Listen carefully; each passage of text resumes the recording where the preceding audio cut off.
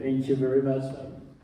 Yeah, I will re-ask that question to bring it to your daily environment. When you buy a piece of equipment for your lab, how demanding are you? You monitor performance. If the piece of equipment doesn't start as it was promised, what do? You call customer service. And you tell them, hey, my friend, I paid $500,000 for this piece of equipment. There's a problem. It doesn't perform to the spec. And they are there. They are there, and if it's a good supplier, they will respond to it. Now, same question to you.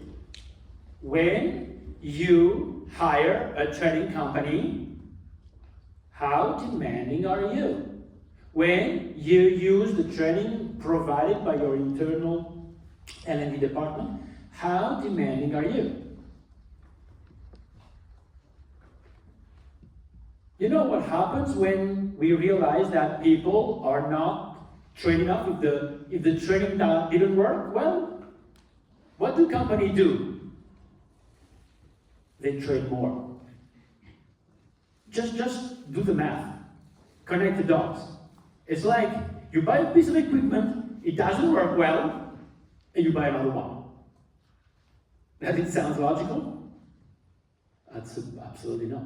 So now the question you want to ask yourself when you look at training is, hey, if I'm reasoning the same way I'm reasoning when I buy a piece of equipment, the question I should ask myself is, hey, what is performance? Not for the piece of equipment, but for the training. There is someone that came in and installed some knowledge in my people's mind. How do I monitor performance of that installation?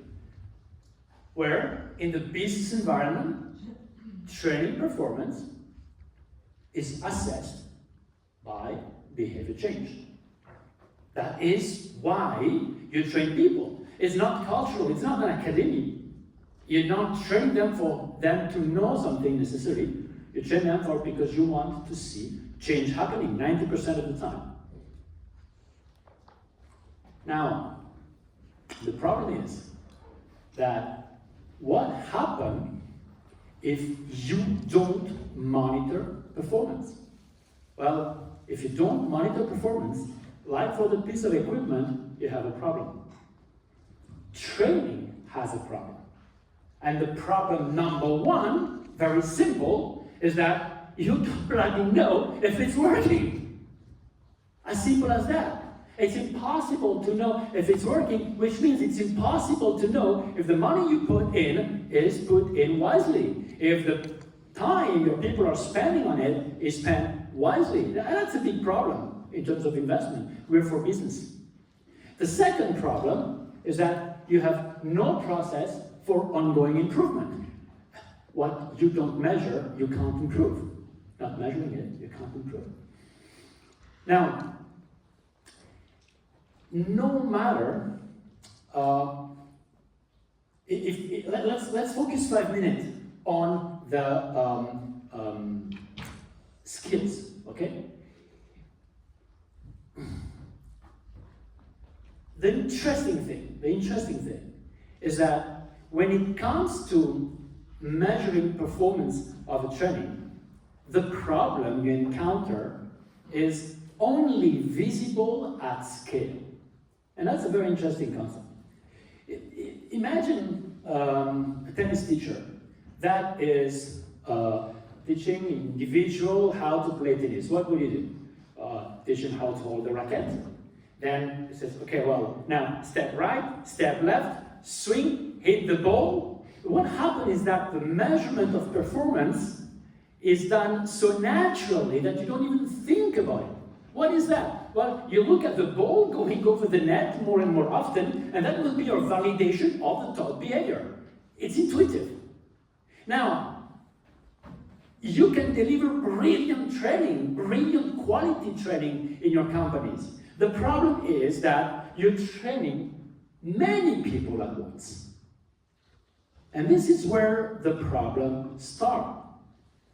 These people are numerous, and after the program, they're gonna go back to their regions, they're gonna go back to their organization, they're gonna go back to their culture, and what happened is that you cannot put someone behind each learner to see if there is validation of behavior change. So what is easy in one setting actually becomes extremely difficult when there are many.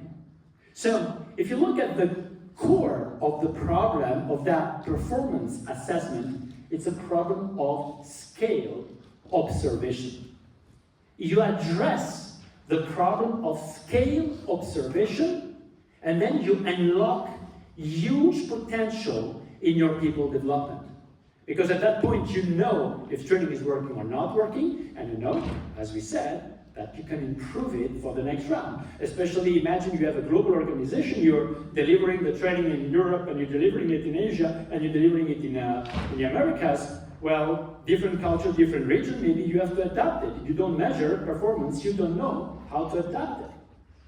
Now, the good news is that there is light at the end of the tunnel. The solution proceeds from a key dimension of what we call personal narratives. The fact that it is almost impossible for an individual, human being, to write a story with a scenario where it exhibits a behavior without this behavior being exhibited. And any attempt to write such story, or to fake it, such story, if it's a good one, it's highly likely resulting in the behavior being exhibited. So the behavior was there. If you look at that key dimension of the personal narratives, it is possible to exploit it to measure performance if you have the right framework. So you need the framework to be able to exploit that dimension of the personal narratives. What is the framework looking like? Ownership. Well, you guess it stopped with the training program, of course. Okay, you train people, okay, that's your group that you're gonna monitor. To be able to extract a narrative that is of the quality that we're looking for, what you need is associate systematically the training program to an application project. Application project that shall be in the top, again, like Martina said earlier, you got to be extremely pragmatic. The application project shall be directly linked to the top 2 priority of this individual in his objective for the year, for example. It has to be something the person has to do. Very, very down to earth. It has to be something that the person has to report on. Oh, reporting, and this is where the narrative is born. The narrative, the personal narratives about the application of the behavior is nothing but the formatting of the reporting on an objective project the person has to do. So the system doesn't generate extra work. You create the narrative, and then you audit the narrative. And from the auditing of the narrative, you know it's a pass or if it's a fail. Okay, so you have a validation. You put that in place, and you get first-hand and second-hand benefit. The first-hand benefit, of course, is the training working with. We mentioned that already 3 times. Okay, you have the pass-fail. You have the pass-fail. But actually, when you do that, you generate a quantity of data. Those data will give you a wealth of information that goes beyond just improving the next round of training. For example, you will identify new practices, best practices at case, okay, in cases. It's very likely that the application project has predefined KPIs. All companies do that. So you will not only identify who has benefited from the program and who has not, but on top of that, you will be able to monitor the KPI associated to the application project and draw a link of cause to effect through the narrative that you have observed. So you know how much, or the responsibility of your investment in the training program in moving the needle of the KPI of that project that is dear to the company. And eventually, if the KPI is monetizable, you can associate to that an ROI if you want. Or that, of course, you inject back in the loop of your program. And next round, you modify what is not efficient. Typically, here you draw from that, you draw what we call, what you can call a certification rate. The participants that have demonstrated behavior change, certify for your program. What happened is that it may happen that a group in a given region have a certification rate that is lower than in another region.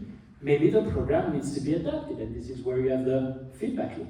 So you progressively grow your generation of programs more and more tuned to the reality of the field in a very pragmatic way. Now guys, if you do that, and you validate behavior change in an era where behavior development is going to become more and more important, and bear in mind that computers learn fast, but the speed of development of a new habit in someone's brain didn't change in the last 50,000 years, okay? And it's no Instagram or no new technology that will make human beings learn faster.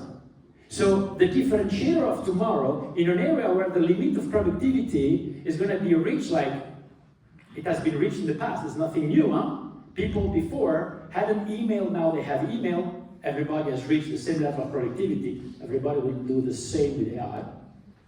In that era, if you validate behavior change, you project, will propel to new speeds for sure.